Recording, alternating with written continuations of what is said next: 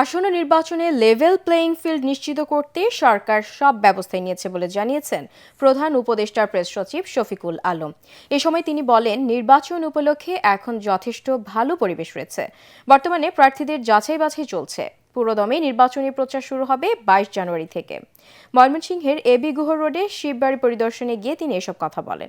এর আগে গত বছর জানুয়ারি মাসে হযরত শাহ সুফি সৈয়দ কালু শাহ রাদিয়াল্লাহুর মাজারে বাৎসরিক ওরস শরীফ ও শামা কাওয়ালি চলাকালে হামলা ভাঙচুর হওয়া মাজার পরিদর্শন করেন প্রধান উপদেষ্টার প্রেস সচিব। অ্যাটমসফিয়ার আছে, আমরা যথেষ্ট মনে করি এখনো ভালো অ্যাটমসফিয়ার আছে। ক্যান্ডিডেটরা অনেকে বাড়ি বাড়ি যে ভোট চাচ্ছেন, আমরা প্রচুর পোস্টার দেখছি, ইলেকশনের আমেজ সব জায়গায় আমরা দেখছি।